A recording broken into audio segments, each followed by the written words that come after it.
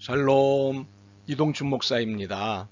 오늘도 여러분의 삶이 주님의 평안으로 가득하시길 기원하며 하나님의 말씀을 나누겠습니다. 오늘 주시는 말씀은 요한복음 6장 1절에서부터 15절의 말씀입니다. 이 말씀 중에 5절과 6절을 읽겠습니다. 예수께서 눈을 들어 큰 무리가 자기에게로 오는 것을 보시고 빌립에게 이르시되 우리가 어디서 떡을 사서 이 사람들을 먹이겠느냐 하시니 이렇게 말씀하심은 친히 어떻게 하실지를 아시고 빌립을 시험하고자 하심이라. 아멘. 요한복음 6장 1절로부터 15절 말씀을 본문으로 영성을 중심으로 라는 제목으로 말씀을 나누도록 하겠습니다. 하나님께서 우리를 창조하시면서 가지신 소원이 있습니다. 우리 모두가 바르게 잘 사는 것으로 거룩을 추구하는 풍성한 삶을 살기를 원하셨습니다. 이를 위해 우리에게 세 가지를 주셨는데 감성, 지성, 그리고 영성입니다. 그러므로 거룩을 추구하는 풍성한 삶을 살기 위해서는 감성과 지성과 영성에 대해 잘 이해하고 있어야 합니다. 무엇보다도 이 셋이 삼박자의 조화, 삼일체적 조화를 이루어야 한다는 것을 이해해야 합니다. 그리고 이 조화를 이끌어가는 것은 영성이라는 사실을 이해해야 합니다. 이는 믿음, 소망, 사랑 이 세 가지는 항상 있을 것인데 그 중에 제일은 사랑이니라는 말씀을 이해하는 것과 같습니다. 그런데 본문을 살펴보기 전에 영성의 성경적 의미를 개략적으로 살펴보겠습니다. 성경이 말하는 영성은 지성이나 감성과는 다른 특성을 지닙니다. 이는 인간의 한 요소를 의미하는 것이 아니라 조물주와 사귐을 가질 수 있는 인격 전체를 의미합니다. 그러므로 영성은 관계입니다. 그런데 이 관계는 하나님과 사람 사이의 관계만이 아닙니다. 인간과 인간, 인간과 자연 등 모든 존재들과 어울리는 총체적 관계입니다. 그러므로 하나님과 온전한 관계를 이루는 인간은 하나님, 자신, 동료, 자연과 화해의 관계를 이루며 살아야 합니다.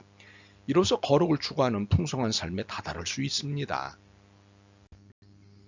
이제 본문을 통해 감성과 지성과 영성의 개념을 살펴보겠습니다. 첫째 감성입니다.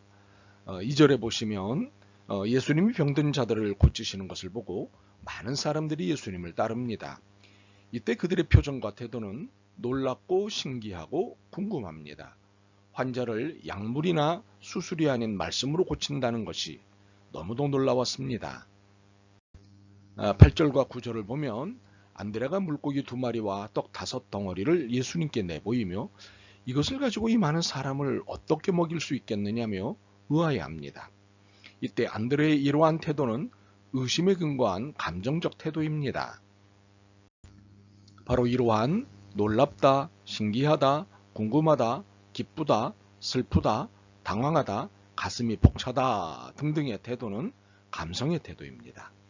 이러한 다양한 감성은 하나님이 주신 것으로 인간이 모든 피조물을 관리하고 보존하는 일에 부족함이 없도록 하기 위해서 주신 것입니다. 둘째, 지성입니다. 7절을 보시면 예수님이 빌립을 테스트하시는데 따른 빌립의 대답입니다. 각 사람으로 조금씩 받게 할지라도 200데나리온의 떡이 부족하리이다. 당시에 한 데나리온은 노동자의 하루 품삯이었습니다. 오늘날의 가치로 5만 원만 따져도 200데나리온은 1,000만 원가량이 됩니다. 오늘날도 1,000만 원은 큰 돈이지만 당시에는 정말 큰 돈이었습니다. 그러니 빌립의 반응은 지극히 상식적이었습니다. 현실적으로 이상이 없는 발언이었습니다. 이것이 지성입니다. 이성이라고도 일컬어지는 지성이 있기에 인간은 모든 피조물 중에 으뜸일 수 있는 것입니다. 지성은 지능과 이성을 포함하고 있는 것입니다. 셋째, 영성입니다. 5절에 보면 빌립을 시험하시는 예수님을 볼 수 있습니다. 우리가 어디서 떡을 사서 이 사람들을 먹이겠느냐? 예수님의 이 시험은 대단히 도전적이십니다. 불가능한 것을 뻔히 아시면서도 도전하시는 것입니다. 미션 임파서블입니다. 10절과 11절을 보면 사람들을 잔디 앉게 하신 후 5,000명 이상 되는 사람들을 먹이시기 위해 축복 기도를 하십니다. 그리고 그들에게 음식을 나누어 주십니다. 놀랍게도 모두가 배부르게 먹었습니다. 그런데 이 놀라운 역사의 시작은 물고기 2마리와 떡 5덩어리였습니다. 이것은 한 소년이 점심을 먹기 위해 싸운 것이었습니다. 1인분 식사에 불과했습니다. 그런데 5,000명 이상의 사람들이 배부르게 먹었습니다. 그리고 남은 음식이 12바구니에 가득 찼습니다. 이것은 아무리 계산해도 나올 수 없는 답입니다. 인간의 상식을 완전히 넘는 일이기 때문입니다.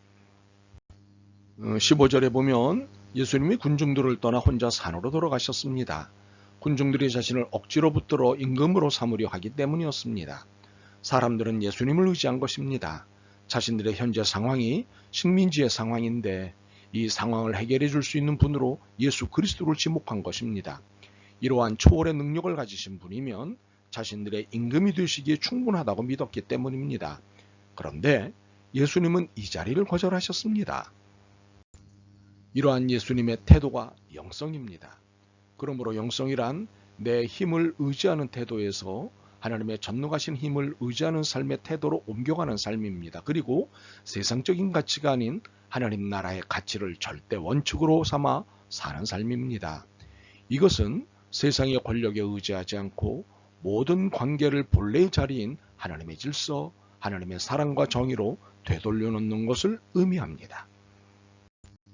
그러므로 우리는 영성을 중심으로 우리의 감성과 지성을 사용하여 세상을 하나님 나라의 질서와 구조로 회복시키기 위해 애써야 하는 것입니다. 그래서 하나님께서 우리를 창조하신 본래의 목적인 거룩을 추구하는 풍성한 삶을 누릴 수 있게 되는 것입니다. 바라기는 감성, 지성, 그리고 영성 이 셋을 잘 네트워크하여 영성에 초점을 맞춘 삶을 통해 풍성한 삶, 행복한 삶이 될 수 있기를 소망합니다. 아멘. 주님, 저희들에게 감성과 지성과 영성을 주신 이유를 잘 알았습니다. 세상을 하나님 나라의 질서로 되돌려 놓으며 거룩을 추구하는 풍성한 삶을 누리기를 원하시는 하나님의 뜻을 깨달았습니다. 이해하고 깨달은 대로 바르게 살 수 있도록 도와주옵소서. 예수 그리스도의 이름으로 기도드립니다. 아멘. 오늘도 여러분의 믿음과 삶을 응원합니다. 사랑합니다.